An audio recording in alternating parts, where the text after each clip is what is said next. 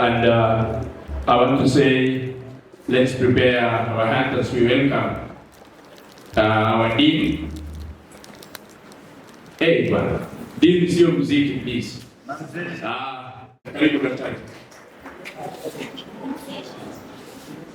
Thank you, Mr. President.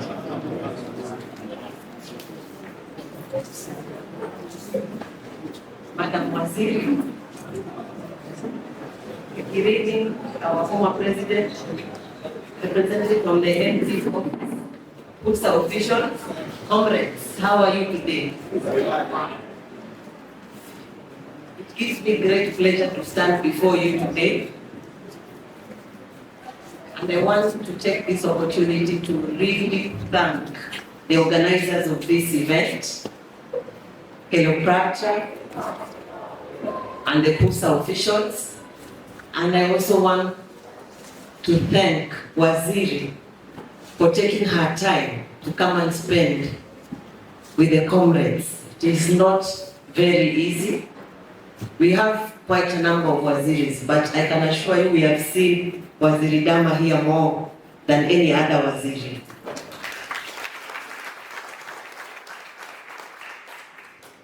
We really thank you and we appreciate you.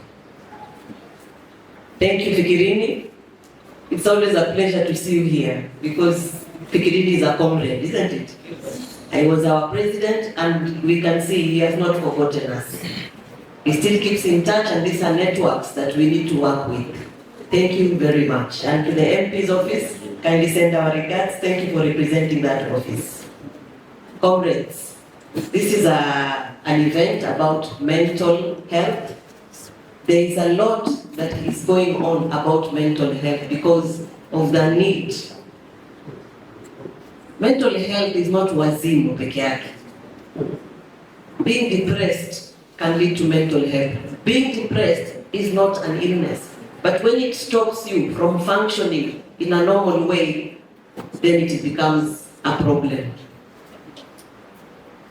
But we don't have to go there. I have listened to a question here, ukiachwa, utafanya nini? Ukiachwa, achika.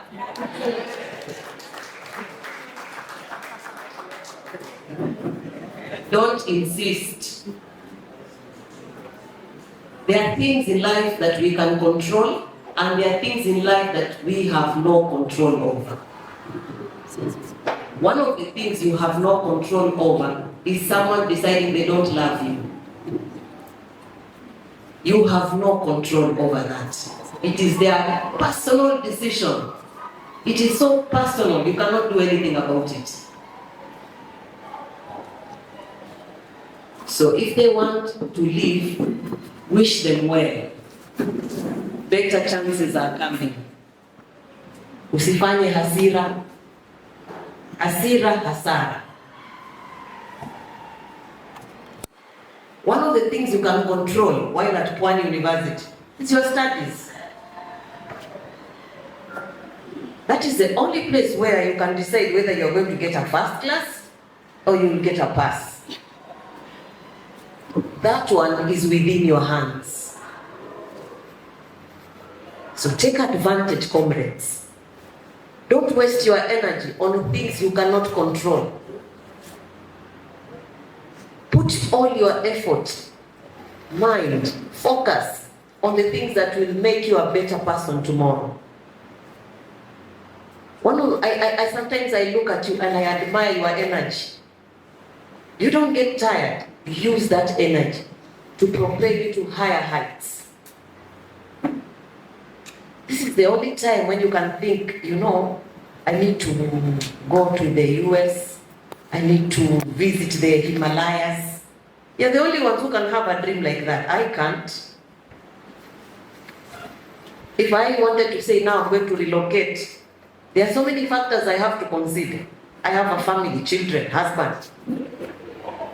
You don't have all those. You can make big decisions about your life. So some of the things that we put on ourselves, they just make us depressed for nothing, create mental health issues, and they're not worth it. Substance abuse, comrades, kama utakunywa na class, Wacha kutupa mbao. Kunywa mdogo mdogo, sio kunywa ulewe uanze kuzurura ukishout in the streets. Unachoma CV. Sijasema msikunywe, nimesema. Lakini if you are the type that drinks and starts shouting and misbehaving, just having disorderly behavior, then the drink is not for you. You are not the type. Avoid it. But if you are going to drink, drink responsibly. And remember, when you do things, what's your objective? What do you hope to achieve? What do you hope to achieve? Because sometimes when we do these things, the outcomes are disastrous.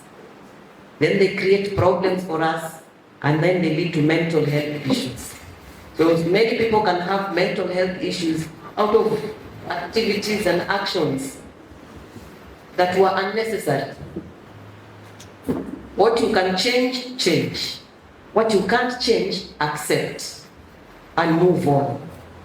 Forward ever looking. Forget about the past. The past is gone. It's never coming back.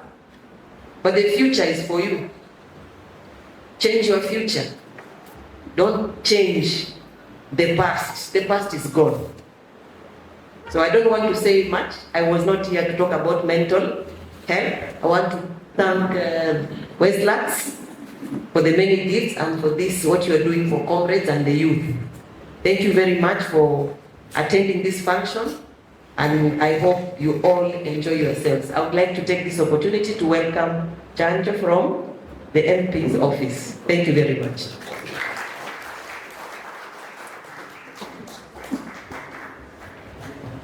Majamani aje? Popoa. Comrade mko chonjo? Amje inama. Tuseme ukweli, wakubwa wako hapo. Mmeinama amje inama. Alafu si wako hapo. Ama hiyo akili ufundishi shuleni, si ndivyo? Sawa. Okay. Mheshimiwa Waziri, Dr. Awadin, our future senator, Rais na serikali yako yote. Westlands. Habari gani nyote? Kwa majina naitwa Prince Daniel. Mnanijua kama Sancho, lakini ile ni jina ya huko kwa mitandao, si ndivyo? Majina yangu naitwa Prince Daniel Kariuki. Mimi nimekuwa mwanafunzi Pwani kutoka mwaka 2017 hadi 21 na naishi Kilifi. Napenda Pwani. Kwa sasa hii nimesimama hapa kama mwakilishi. Nawakilisha ofisi ya mbunge ambayo iko pale Huduma Center. Mbunge wetu hawezi kupatikana kwa leo, kwa hivyo akanituma kama former student wa hapa, na najua na kila mtu hapa akasema wewe itakuwa rahisi kwenda kuongea na wao, si ndivyo? Ninataka kuongea tu kitu kimoja. Nimesimama hapa kama Prince, na nimesimama hapa kama mfanyikazi wa kutoka kwa ofisi ya mbunge. Nataka kuongea kama Prince, sitaki kuongea kama mfanyikazi wa ofisi ya mbunge, si ndivyo? Mnavyoona nimesimama hapa, kwanza kabisa nataka kuwashukuru nyote kwa maombi na support. Mimi ni miongoni mwa wale student ambao tulipata accident last March. Nimekaa nyumbani for the last 3 months kitandani bila kuamka. Nimerudi kazini hivi mwezi wa 8. So maombi yenu yamenifanya nimesimama hapa tena na kuongelesha. Asanteni sana. Yameongelewa mambo mengi kuhusiana na mental health. Okay, mimi nimekuja hapa kusikiza, si kuongea. Kwa hivyo mimi nimekuja hapa kama comrade, nimekuja hapa kama Prince, nataka kusikia pia mimi nijue nitasaidikaje. Sababu imeniaffect sana, nimekuwa na maumivu mpaka sasa bado niko nayo, na bado nilipoteza wachezaji wangu. Kwa hivyo you can imagine the pain. You can imagine what I feel, chenye nilifeel. Kwa hivyo kuweni na mimi, mkiniona pale nisalimieni. Napitia mambo magumu, najikaza. Mimi ni mwanaume ujikaza, si ndivyo? Lakini tuko pamoja, nawapenda sana. Na mbunge wetu amenituma akaniuliza, mlipata basari? Basari zilitolewa, kwa hivyo hakuna venye utaletewa basari hapa kwa shule. Jishughulishe. Kuja kule kuja ujitambulishe wewe ni nani. Nitakusaidia. Mimi nimesoma hapa. Najua everything inaendelea hapa. Najua peni yote. Si ndivyo majamaa? Kwa hivyo kujeni kule tutasaidiana mwaka ujao, lakini hii semester ishaisha. Si ndivyo? Next year. So mkae poa, weekend njema, alafu leo ni birthday yangu. Nani ataniambia? Okay, mkae poa jamaa. Sawa?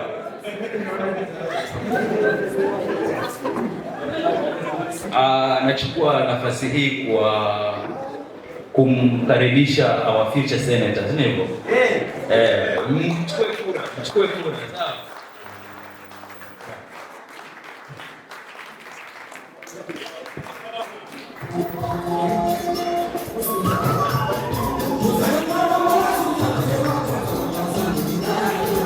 Asante.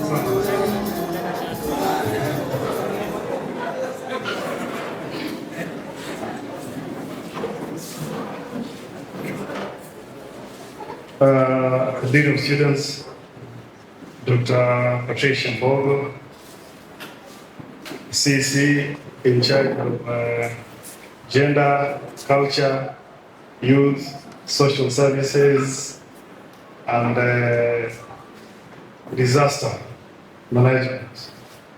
My very good sister, Dr.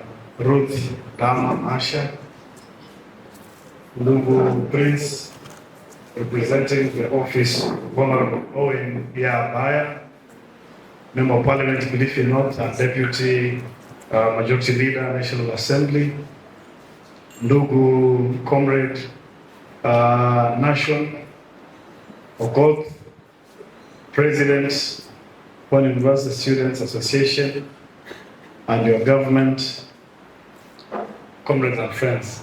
Good evening. Mimi siku hizi bana sina maneno mengi sana. Mmesikia huyu jamaa Nation amesema pesa haitaki kelele, sio?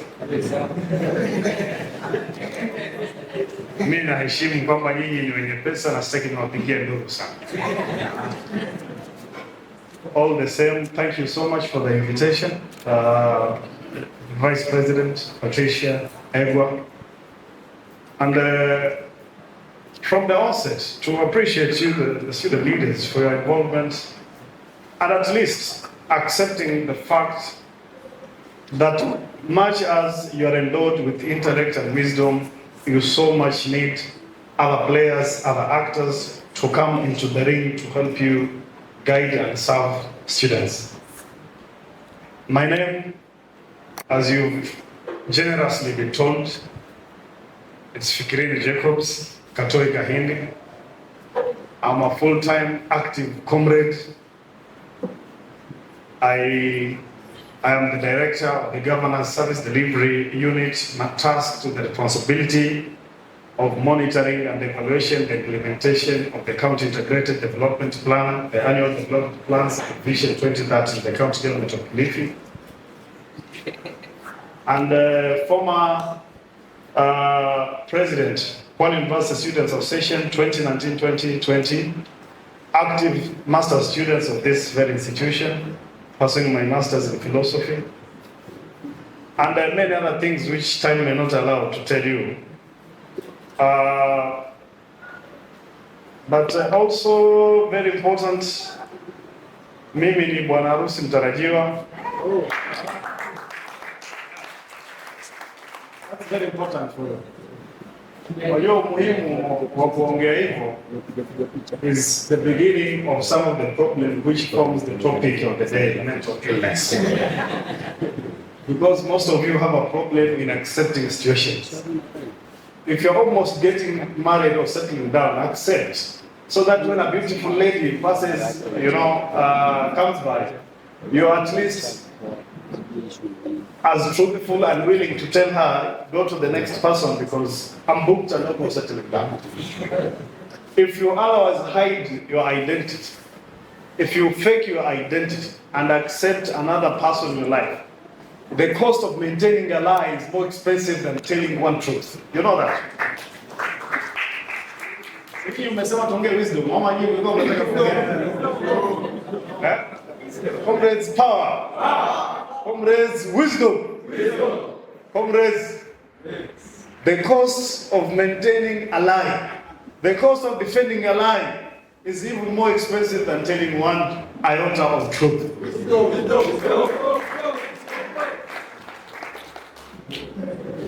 I have never I've never stood up anywhere to talk about mental illness. This is my first platform.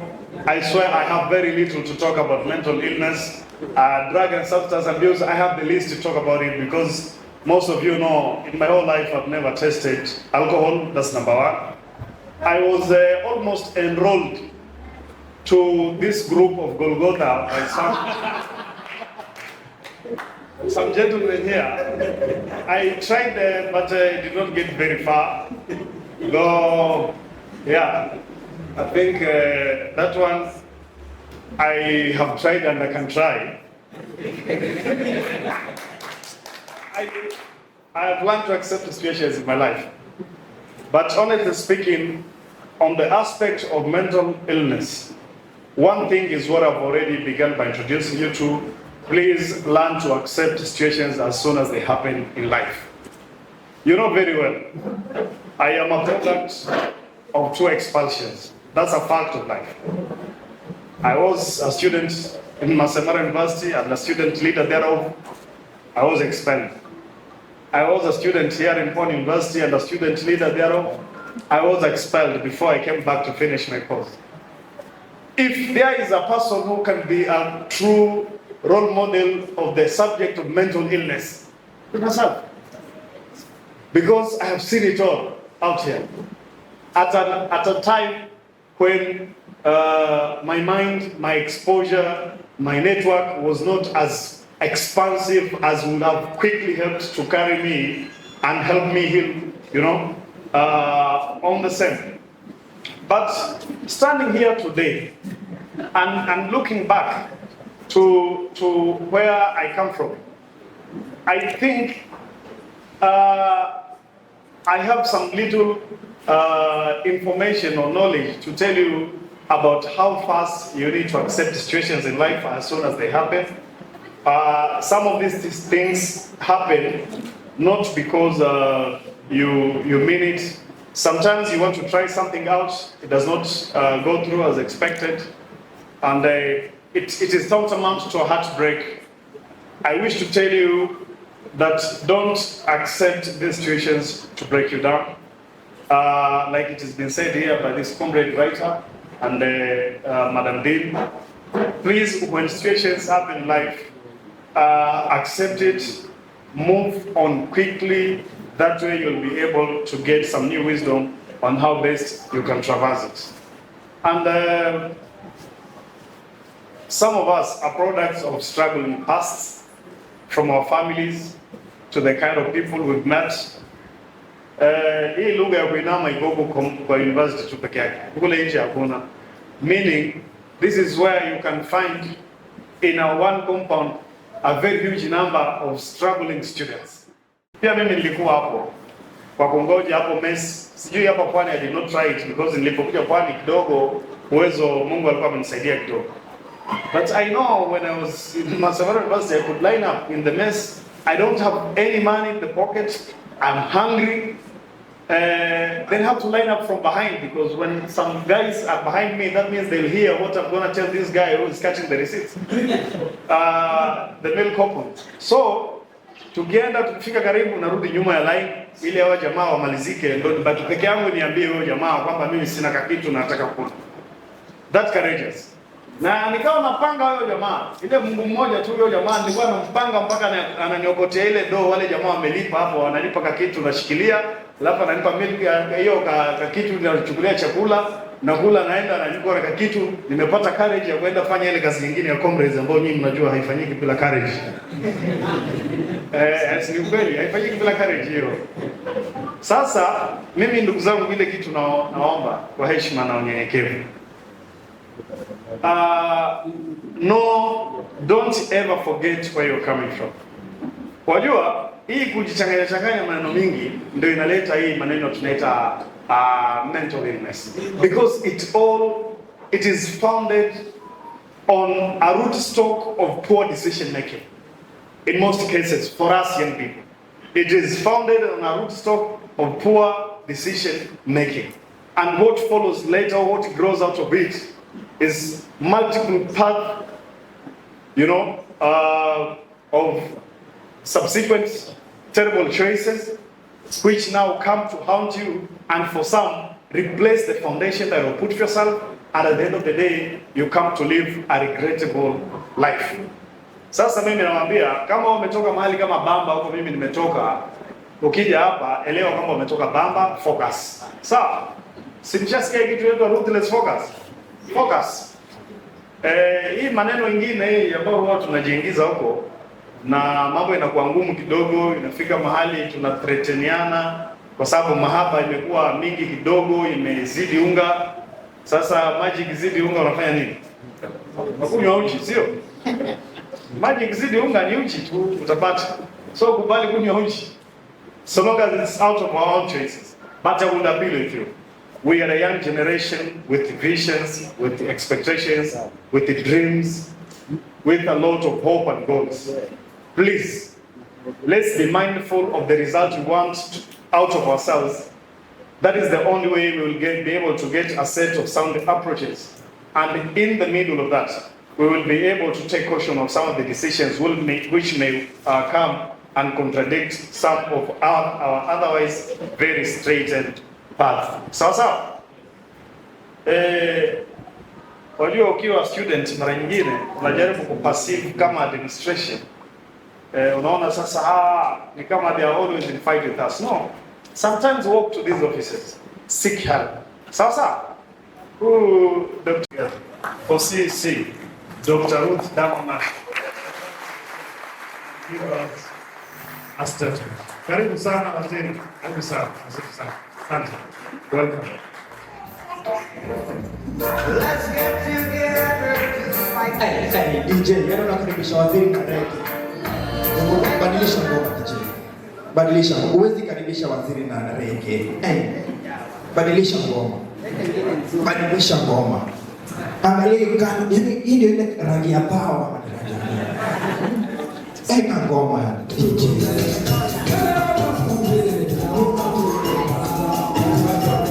Waziri yeko sawa. Nimeambiwa DJ. Nimeambiwa hii kala si ya bao, ni ya dola. Karibisheni waziri. Karibisheni waziri. Hi, DJ. Thank you so much. Karibu waziri. Director,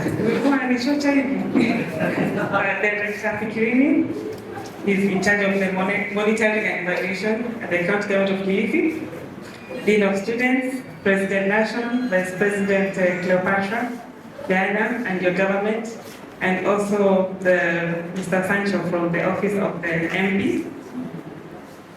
My youth Niaje. Hey,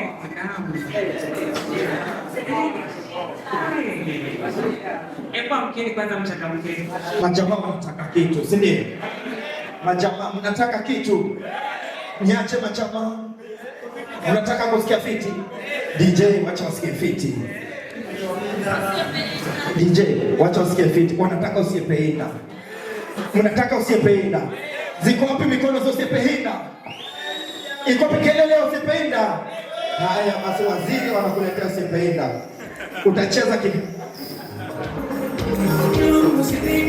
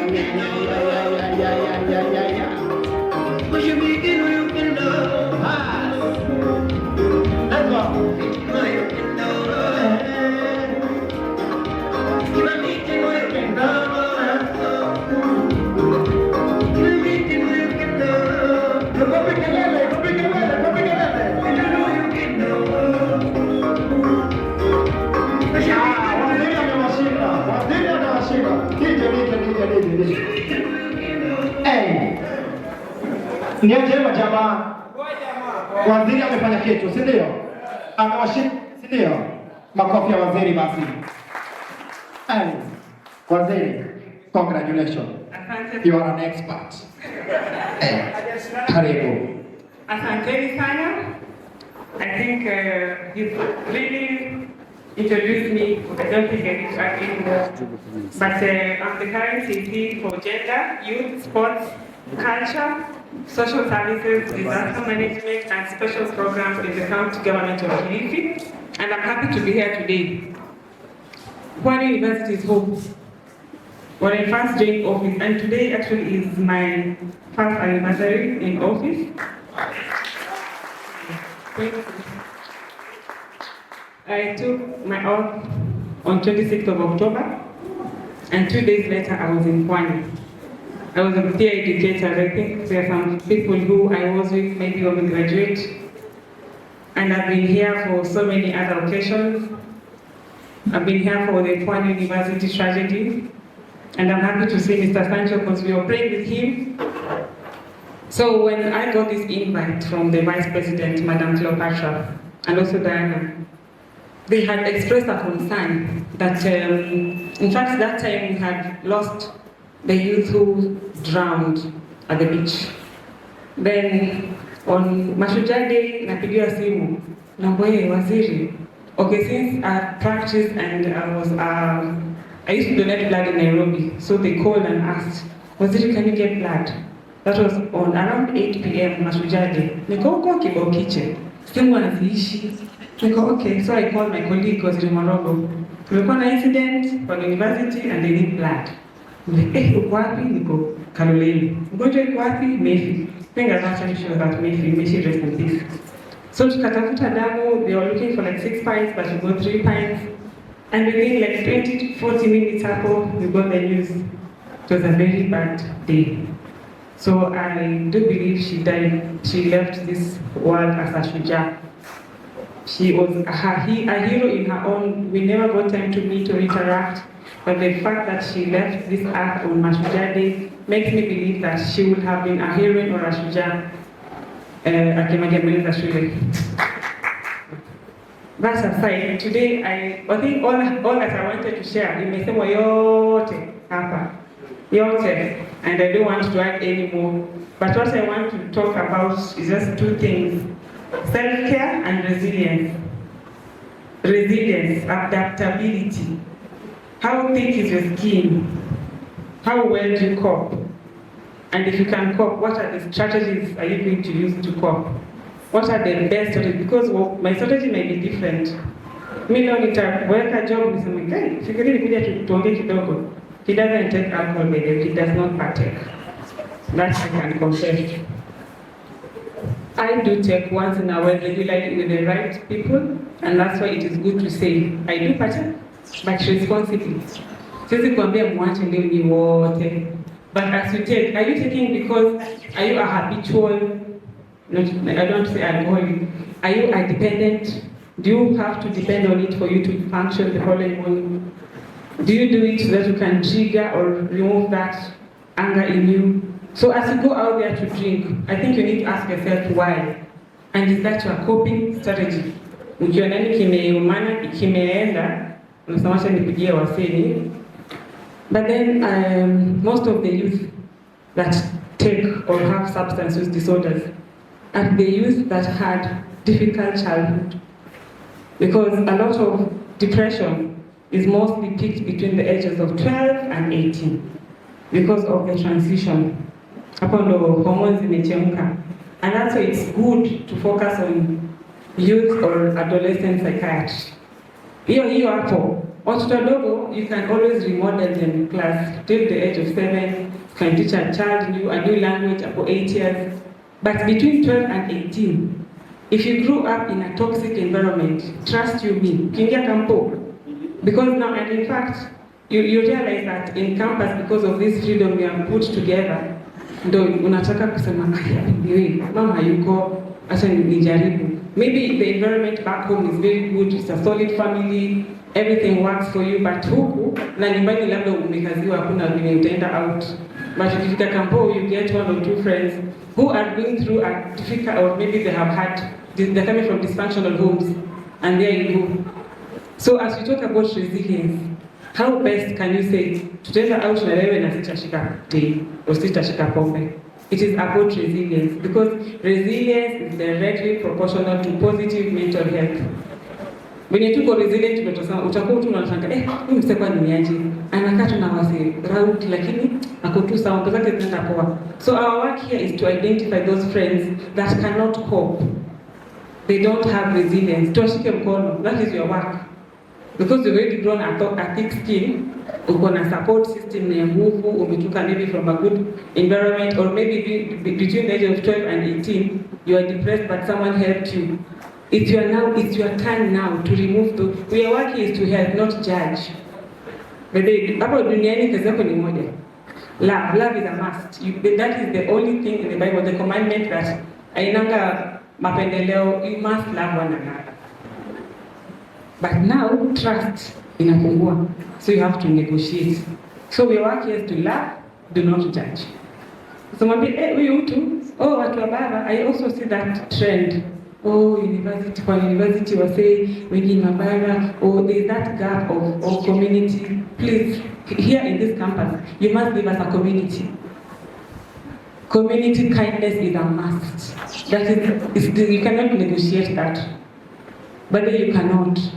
Kama mtapendana hapa, nyinyi ndio watu watakuwa wanakuja sema, wale kwa university, ukienda kwa the way they talk is different. So I would really wish these cases as really stabbing or zipungue, and also use these offices. If maybe you don't approach, or you don't have, there are people who cannot express themselves. People have different personalities. Kuna wengine zao wako antisocial, they are okay, they are introverted and talk only to some specific people. So you must know the person you want to change. Maybe una struggle, unajaribu lakini haiendi. Please refer her or link him or her to a point of care.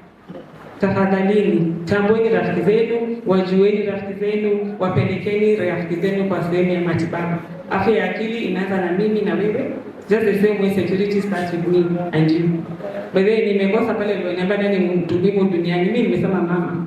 Kumbe ni mimi. I learned that today. I thought it was my mom, but I also learned something new. So as I leave this podium today, please ask yourself, in your class, out of 5, currently the statistics, out of 5 youths, 1 has a mental health issue. Out of the 60% of youths, 3 of them have suicidal ideation. Out of the 3 of them, 1 has a plan. Out of the 2 remaining, 1 has the means. So as someone is there telling you, now these people who want to check their lives, they always show you, but they always show you. It is our work to identify them. Wao wanaanza kusema 2-3 months, baby venye kunaenda. Naona kama hivi hapana, because you have just reached hapo mwisho kabisa. Kumbuka depression, mtu amui leo anataka kujua. Aiendani hivyo. You must have the thoughts. And then the thoughts, someone hajakushika mkono, so you just see a dark cloud. It is just mtu muulize shida iko wapi. Maybe they only need to be talked to. In September is the 10th is the World Suicide Awareness Month. So I asked my people of vigilance, why they wangalie kwa hiyo bridge, what happens, the activities. And in those 2 weeks, between 1st of September to 11th, we got 4 cases. Out of the 4 cases, 3 were men. But the men have higher tendencies of suicide because they don't express. Mwanaume ni kujikaza. That is wrong. Si kujikaza. You must speak out. You know, women will go and tutagossip kidogo, hizo tensions zitapungua. Lakini for men, please, if you have a problem, talk to a brother, talk to a sister. And that's why we are here to advocate for sisters and brothers keepers. So the person who we saved at the bridge was a lady, 23-year-old, who wanted to jump. But the team that I've sent there just asked, they actually walk across between around 10 a.m. and 3. Because again, suicide cases happen between 3 p.m. and 6 p.m. As far as but in the time. So around 1, this lady now can't maybe she didn't have someone to talk to. So this lady or the person I sent, mimi nimefika mwisho, dawa zangu, dadangu alininunulia dawa. So when we took her, I told my person, I kwa tuk ampeleke hospitali. This person had dawa zenye hajakunywa for like 3 months. Kumbuka people with mental health normally have medicine and they are very, those that know their illnesses wanakuwa very compliant. So because amekosa dawa tayari ni trigger, anaona amechukiwa. We bought the drugs which were costing 200 shillings. 200, imagine. So for 200, she was trading her life because of lack of support. As I speak right now, she's okay, she's stable, she's gone back to her job, but just by engaging her, asking her, why are you doing this? We saved another gentleman too, but he was using substances. He was on opioids. Zile za kujidunga na ambazo ni nyingi sana hapa. I don't know why that is so, but we are still doing studies on how we can stop this. So this person is supposed to be taking methadone, hiyo dawa ya kupunguza makali in Malindi. Alikosa fare ya kwenda Malindi kupata their methadone. So akaanza kukasitika kupiga watu. Out of that, watu wakaanza kumfukuza, akataka kujirusha. So we had to use the police to come and restrain him, kumpeleka. And right now I'm happy because Martha Koome amesema we are going to decriminalize suicide. All those who have attempted, they are not criminals, they have mental health. So before they get there, can we be the ones to identify the problem so that we become we break that cycle, we break that change. And I would wish if you call me and tell me, waziri nimeokoa watu watatu. That's how you become a champion. There's a bridge in Britain, a very big bridge that used to watu kwanza kujirusha tu huko. So there's one cop who decided to stand there, kuuliza. And within a year, he had saved so many, and right now the bridge has been renamed after because he passed on later on. But he managed to change the lives of all those who had lost hope. So please, dada zangu, kaka zangu, be different. Pombe sio solution. Do it on a low tone, you want to catch up with friends, but not for it to fuel other things. Before I wind up, I was also talking about self-care. What do you do to minimize these triggers? Because again, it's a cycle. Remember, mental health starts from conception.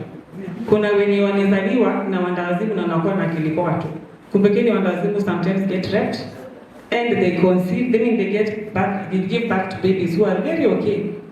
So it is not something that, it is genetic, yes, but it is something that can be remodeled. Mental health starts from conception because the environment is very conducive. Ako tumboni.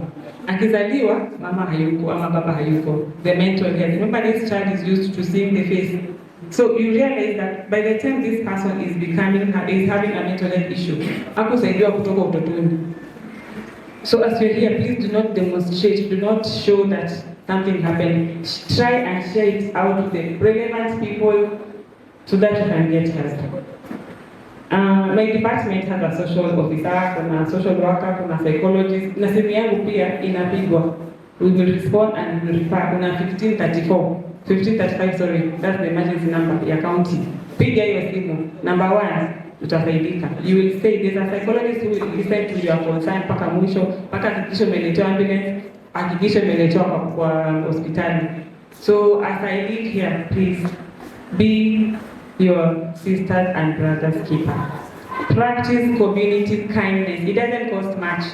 Swala mtu asubuhi. It doesn't cost much. Then I love sports. I really love sports because sports has a way of remodeling your thinking or rewiring your thoughts or giving you another hope. But sports is defined into 2 ways. You have sports as a team or individual sport. Those who play football tend to have better mental health because of a team, number 7, defender, blah, blah, blah. Those who play Scrabble one-on-one, it's about cognition, mental capability. So as we're here, please try to join in clubs that are going to, kama utumie mhadarati ama pombe ama sitaki utumie pia, try and engage in a sport. Try and engage in a club. Try and dance. I love dancing, by the way. Na kuna watu nataka kwenda na wao. Nasikia mnaenda culture. Dr. amesema tuwasaidie. I would wish to go with you. We are working out. Who is in that club by the way? You are dancing. Kama hakuna. Anyway. In short, pendaneni responsibly. Okay. I want to wish you a lovely weekend. And God bless you all. Kuna swali? Yes. Our swali. I can take 2 or 3 questions. Comrades waje. Okay, mimi naitwa Sanzebo Peters. I'm a second year student pursuing Bachelor of Commerce. So, mimi nilikuwa tuna request as the Pwani, tulikuwa tunakuomba through your office and the office of director. Mmoja wetu alikufa hapa na tulikuwa tunatamani kwenda kumzika huko Homa Bay. So tulikuwa tunaomba tu, tumekwama, hatuna pesa sahihi kama comrades. Tunaweza changa kidogo tupate gari, lakini gharama imepanda sahihi. So through your office, kindly help us, tumekwama. Tuka appreciate that. I pledge my support communicate na director Fikirimi na tutafanya hiyo maneno. So it's just the ask or it's a group of what are the asks? Okay, I didn't say I'm representing that group that president introduced here. I'm from the executive of POSA, Pwani Student Work Association. So hiyo kitu ni ya kila mtu. Kama ungependa kwenda, there is a price of unafaa kulipa na ufike kwa Homa But sasa hivi Congress wamekwama. Semester imefika mali. Imepita kwa tuna pesa. Hayo pia imeisha. So kama utatusaidia tuchange na yetu, tutafika Homa Bay tuzike huyo msichana wetu. Ni sawa. Tutaangalia maneno but director atatuambia. Good evening. Good evening. My question is regarding the incidents that have been happening to this institution in the past month. I'm a first year student in the School of Education, Bachelor of Education Arts. So I was just requesting the Waziri, the BN, and the government of POSA that in such incidents, there are some individuals, they develop a form of phobia to the environment in PU, especially first years. So I'd like you to form to an initiative that will at least give them guidance and counseling so that they reduce that phobia. And then number 2, a comrade has said here that it is more expensive to maintain a lie than to utter the truth. Sema ukweli, let me speak myself out because it is mentally.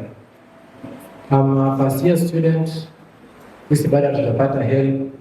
Nimekuwa nikiinama sana in the past 1 week. Hata hiyo ndio nimechangia ku attend this meeting so that tutapata mental health and stomach health. Kwa hivyo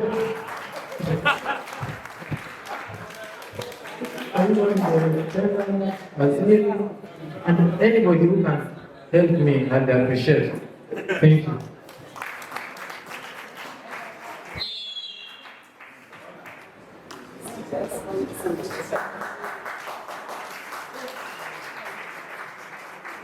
That is what we call community kindness. Good start. Jambo kila mtu. Jambo. My name is Ayuko Byron Mundi, a fourth year student at Pwani Industrial Chemistry. I'm a victim of mwanaume nikulikazwa and nadhani ni background pia mali nimegrow. I have a dad who has it all. So nimejifunza when I have thoughts nini na nisumbua kichwa, napanda kitanda nalala. When I wake up, kwa sawa, motivated naendelea. But inafika point hizi vitu zinarudi kukusumbua mbele. But mimi husema that's life, iwe ni wapi. But that aside, kuna programs zingine mzuri nimesikia mkisema and I really felt that I have a request. Bring them closer to us, not only hapa Pwani University, hata hizi shule high schools. I know they are facing problem. One time nikitoka hivi Mizipini, nilikutana na a primary school kid akilia. Alikuwa anaenda shule njaa, na ile alikuwa na 10 bob na fika potea na agonja. So alikuwa analia na amechelewa kwenda shule. Mimi mwenyewe ni comrade nimesota but I can survive, so I decided to give him the little I have. So bring the services closer to us. Ziende hizi high schools, ziende primary schools and if you can have other social ama community organizations within us. Penye tu kuna nyumba 10, hizo programs pia zifikie, ndio labda watu kama mimi tuamue kuopen up. Asanteni. Moving from anchor, kuhusu usafiri, we are going to find, I have to explain to my boss first. And then we find out whether you're going to take care of the group, a bus, because last time we also ferried some few comrades wakati wa Pwani University. And then again, there's also the Council of Governors. Sometimes making a call to the concerned governor of that county, they really come through. Like during the Pwani strike, we had like help from 3 governors. They outrightly took responsibility of their own. So we try and approach both channels, and then we can give you feedback through the team and through the Director Fikirini. On matters like custodial support for the student who has had trauma, maybe post-traumatic, because I feel like we have to do a series of this. After the tragedy, we came up with a Kenya Association of Psychologists. We also brought in our psychologists from the county, Vespas. I think they did like 4 or 5 sessions. I think it's high time now to go back to find your counseling psychology, and then we see how we're going to get help. About help, I will give that feedback to Waziri wa Education and appear National Government Department of Education. About the CSO's programs, I don't know that ulikuwa nataka programs sijakuelewa swali lako kaka. Maybe you can fafanua kidogo. Which programs are you describing?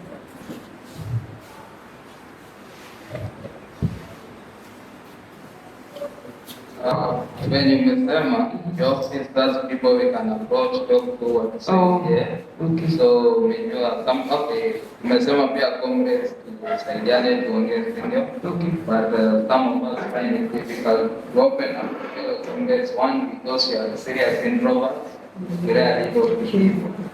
So how experts can we help them closer to us? Okay. Sawa. Nimeambiwa kutafanya pressures. President atatu guide. Then we can bring, because we're having an event on 9th of November on bringing civil society organizations. We can tap into that and ask what can you do for our university. Because remember, this is the only university in Kilifi County.